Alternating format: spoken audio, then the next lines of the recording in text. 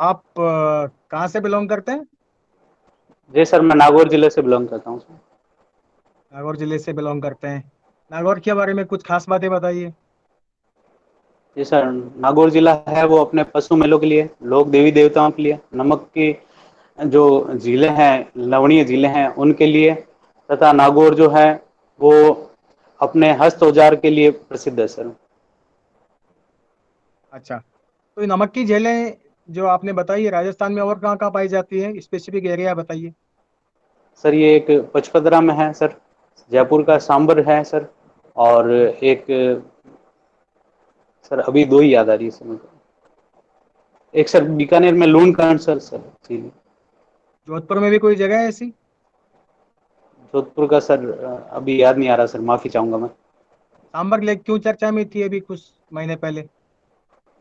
Sir sambar lake अभी sir वर्तमान में दो चीजों की वजह से चर्चा में है सर।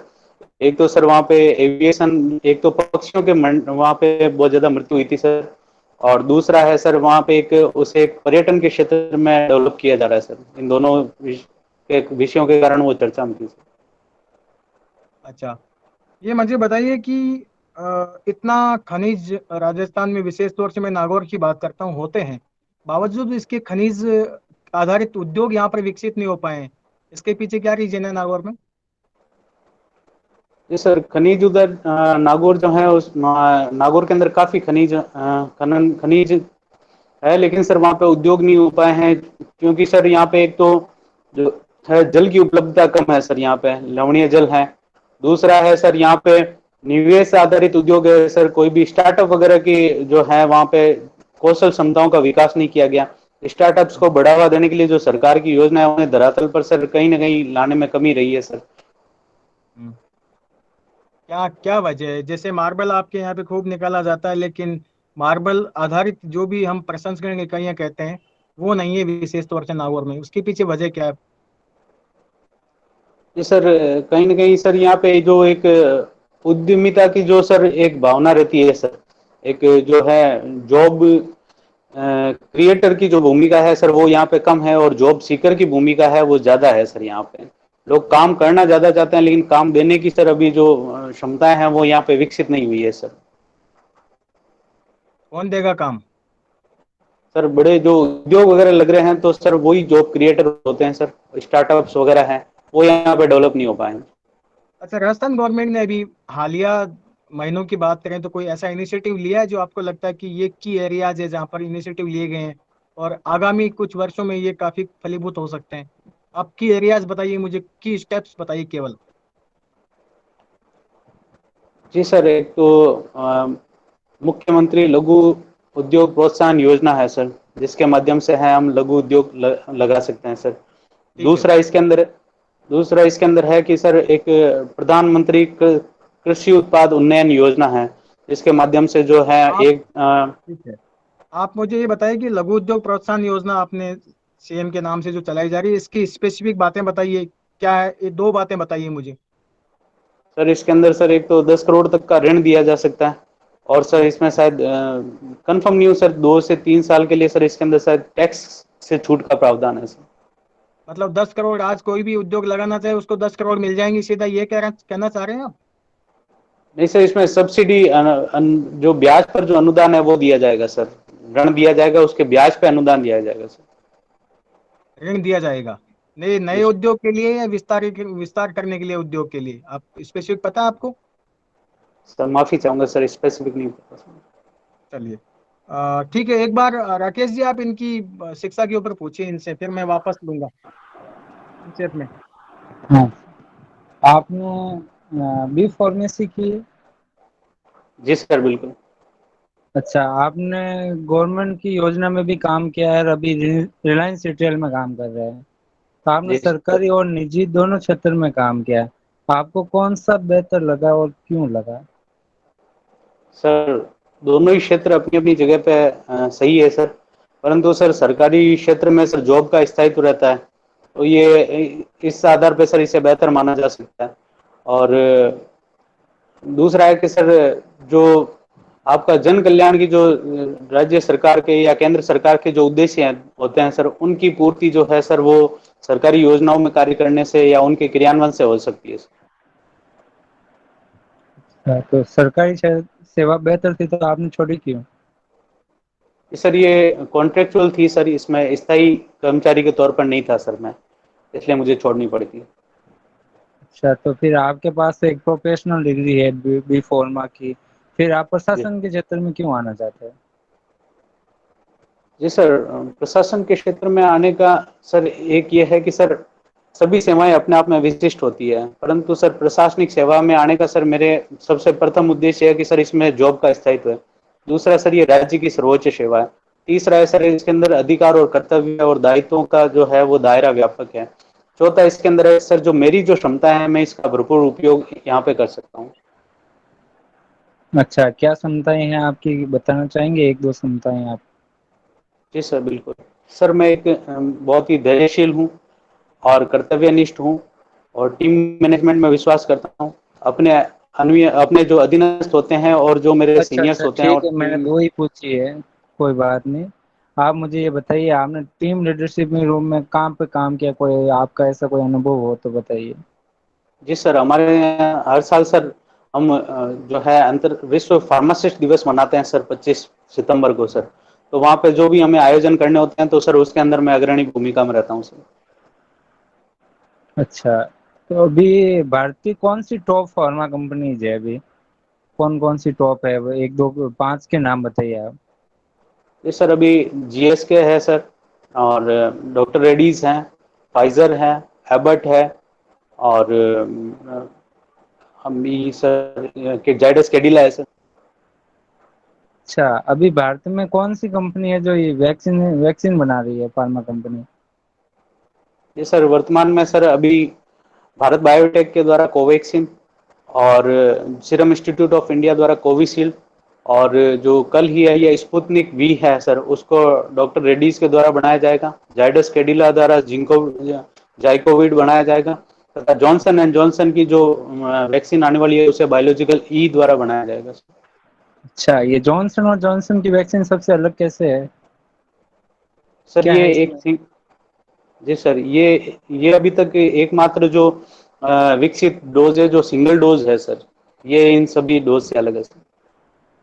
अच्छा, तो आपको क्या लगता है, एक फार्मासिस्ट होता है तो लगभग गांवों में या शहरों में वही दवाएं देता है सीधे, तो आपको क्या लगता है कि फार्मासिस्ट को इमरजेंसी में दवाएं लिखने का पावर दे देना चाहिए या नहीं देना चाहिए? सर अभी ऐसा किया जा रहा है, इसके अंदर कुछ प्रावधान किए गए हैं सर, जैसे इसके अंदर सर एक फार्म डी करके एक कोर्स लेके आया गया है, जिसके करने के बाद में सर हमें प्रिस्क्रिप्शन का अधिकार दिया जाता है सर। अच्छा, फिर कौन कौन सी दवाएं होती है, जैसे एक मैंने टर्म सुनी है जेनेरिक दवाई, है क्या होती है? सर वे दवाइयाँ जिनका सर पेटेंट समाप्त हो चुका होता है सर, उनको जेनरिक दवाइयाँ कहा जाता है सर। क्या होता है ये पेटेंट? पेटेंट होता है सर किसी भी कोई भी उत्पाद है या फिर कोई भी कुछ एक कोई उत्पाद वगैरह होता है जिसको सर जो अनन्य है सर अन्य सभी उत्पादों है, तो सर उसके लिए जो उसके निर्माता है उसके अधिकार को सुरक्षित करने के लिए पेटेंट करवाया जाता है सर। कहाँ करवाते हैं, कहाँ पर रजिस्ट्रेशन करवाना पड़ता है इसका?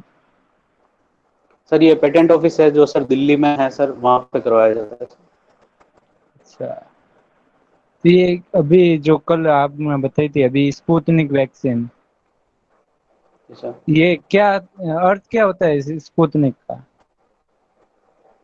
सर इसका स्पुतनिक का अर्थ होता है सर रास्ते का साथी है सर, रसिया रसिया के अंदर से जो है। अच्छा, तो ये कैसी वैक्सीन है, मतलब वैक्सीन के कितने प्रकार होते हैं बताइए आप,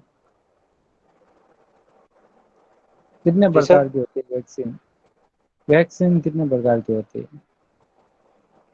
सर वैक्सीन के प्रकार के बारे में तो सर मुझे अभी एग्जैक्ट आइडिया नहीं है सर, लेकिन सर अभी तो जो दो आ रही है सर, एक तो आईवी वैक्सीन आ रही है और एक सर जो है भारत बायोटेक के द्वारा जो है वो एक नेजल वैक्सीन लाई जा रही है सर। ये आईवी और ये तो जैसे लगाने का प्रकार है, इसका जी सर। मैन्युफैक्चरिंग का प्रकार जैसे एमआरएनए बेस्ड है, जी सर, या बिल्कुल कुछ सर। याद आया? ये जो जी सर, बिल्कुल, ये जो स्पुतनिक वैक्सीन है सर, ये एक स्पाइक प्रोटीन को है नियंत्रित करेगी सर, उनके गुणन को रोकेगी सर ये। अच्छा, मैं बता देता हूँ, ये वेक्टर बेस्ड वैक्सीन है जिसमें जी सर, एडिनो वायरस का एडिनो वायरस के एडिनो माध्यम से सर। एडिनो वायरस का गया गया। जी ठीक है सर, सर, पूछिए आप आगे नेक्स्ट। हाँ। अब थैंक यू सर। आपने अभी कहा कि आप दयाशील हैं। जी सर, बिल्कुल। आपको कैसे पता लगा कि आप दयाशील हैं? मुझे एग्जाम्पल दया संक्षेप में बताइए, कब पता लगा सर, ये? दयाशील नहीं सर, धैर्यशील कहा है सर मैंने। आपने धैर्यशील का है, कोई बात नहीं। जी मुझे कुछ सवालों के संक्षेप में एक एक लाइन में जवाब दीजिए आप। बिल्कुल सर। आप अपनी कमियां बताइए मुझे। सर मेरी कमियां हैं सर, एक तो सर मैं बहुत ज़्यादा मितव्ययी हूँ सर। दूसरा है सर कि मुझे अच्छा गाना गाना भी नहीं आता सर। अच्छा, गाना गाना नहीं आता है। चलो, जी सर। जीवन का लक्ष्य क्या है आपका? सर जीवन का लक्ष्य सर है कि सर अपने जो भी क्षमता हैं उनका सर मैं अपने सर्वोच्च पद पर जाकर उपयोग करूं सर। अच्छा, चलिए। जीवन की विशेष उपलब्धियां क्या रही हैं अभी तक आपकी? आप एक एक लाइन शब्द में बताइए मुझे। सर मेरे जीवन में सर अगर मैं देखूं तो सर एक उपलब्धि यही रही है कि सर मेरा एक ब्लड डोनेशन का जो कार्ड था वो सर किसी के काम आया था, तो मुझे वही अपने जीवन की सबसे बड़ी उपलब्धि लगती है सर।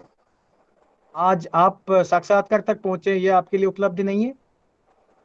ये सर ये भी है, लेकिन सर किसी का जीवन मेरे ब्लड के कारण बचा है सर, वो सबसे ज्यादा बड़ी उपलब्धि है सर। अंतिम बार कब मानवीय ब्लड उपलब्धि। दिया था आपने? सर अंतिम बार मैंने 6 महीने पहले ब्लड डोनेट किया था सर। 6 महीने पहले तो कोरोना चल रहा था, तो आपने कब किया, किसको किया?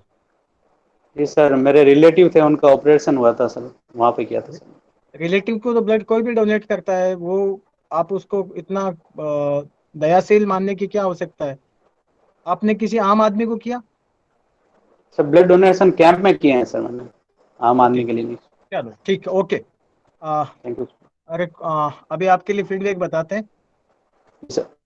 हाँ, थैंक यू सर। इसमें एक तो बाकी सब बढ़िया है, ठीक है ना। विशेष चीज ध्यान रखना कि जब आप अपनी खूबियां बताते हैं ना, तो उसमें सीधा नहीं बताना कि सर मैं कर्तव्यनिष्ठ हूँ और दयावान हूँ, जी सर। है ना। तो कर्तव्य और दायित्व दो अलग अलग टर्म होती है, दोनों की अलग अलग मीनिंग होता है। ठीक है, जी सर। कर्तव्य का मतलब आपकी जो नैतिक पक्ष, खुद के व्यक्तिगत मूल्यों से संबंधित जो काम है वो कर्तव्य है। दायित्व जिसका औपचारिक अस्तित्व होता है।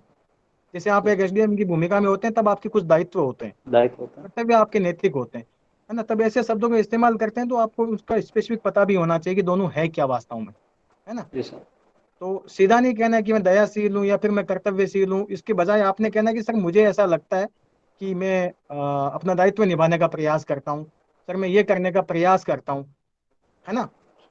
मतलब आपने उसको पोलाइटली थोड़ा प्रस्तुत करना है, अदरवाइज ओके, ये दावा इसको नहीं सर करना है कि ऐसे सर मैं।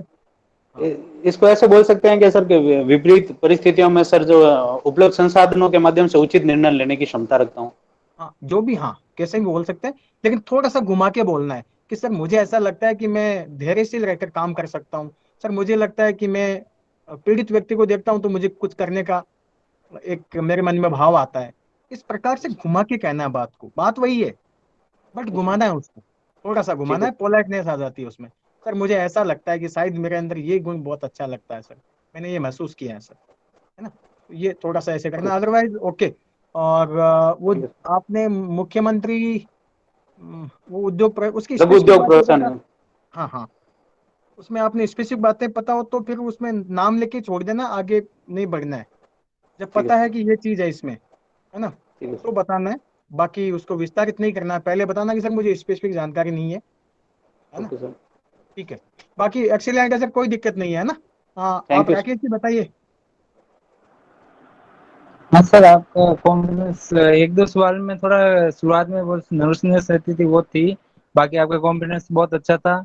एक आपने लाइन बोली थी, भावना जाट करके थी, तो थोड़ा जी सर। इसको मतलब ठीक ठीक बोल देना है, तो मतलब यस। भावना जाट थी। ठीक है, और वैक्सीन के ओके। प्रकार तो आपको देखने ही पड़ेंगे क्योंकि आप फार्मा से हैं। वो जी सारे बिल्कुल सर। देखने पड़ेंगे कितने बेस पे बनती है, शायद 6 प्रकार से बनती है वो सारे। और जैसे मैंने 2 गुण कहा तो आपको 2 ही बताने, ज्यादा नहीं बताना, आप में बहुत सारे गुण हैं, 2 ओके सर। पूछे तो 2 ही बताने हैं। बाकी ओवरऑल आपका बहुत अच्छा था, कॉन्फिडेंस अच्छा था, सब कुछ जी आपका जो जो मतलब मैंने आपसे फैक्चुअल क्वेश्चन तो नहीं किए थे, लगभग यही क्वेश्चन किए थे जिसमें आपका कंसेप्ट बाहर आ सके, मतलब जी आपके सर। व्यूज हम जान सके। ज्यादातर इंटरव्यू में अभी यही चल रहा है, व्यू वाले क्वेश्चन नहीं हो रहे हैं, तो आपका ठीक है व्यू, ओके मेरे सर, हिसाब से all thank you. The best. Thank you इसमें सर। दीपेंद्र जी एक चीज ध्यान रखना, जब हमें पता नहीं हो कि कोई महिला श्रीमती है कि सुश्री है, ऐसी जी स्थिति सर। में ध्यान रखना है कि भावना जी बोलना है। भावना जी नाम से एक ओके। महिला थी, या अभी ठीक है। सोनी है ना, जी कोई सर। सुश्री है ना, तो आपको पता है सुश्री ममता बनर्जी, आप कहीं चूक जाए जिससे ऐसा कहना कि ममता बनर्जी जी, जी लगा के ठीक है। थोड़ा सा वो पोलाइटनेस दिखानी है। ठीक है सर। बाकी कोई ओके। दिक्कत नहीं है, लंबा तो नहीं खींचा आपने, टू द पॉइंट गए थे। जी बाकी आप सर। वीडियो देखेंगे पता लग जाएगा, बाकी सब बढ़िया थैंक है। You sir. हाँ, चलो। Thank you. हाँ, ओके सर, बहुत बढ़िया। Thank you.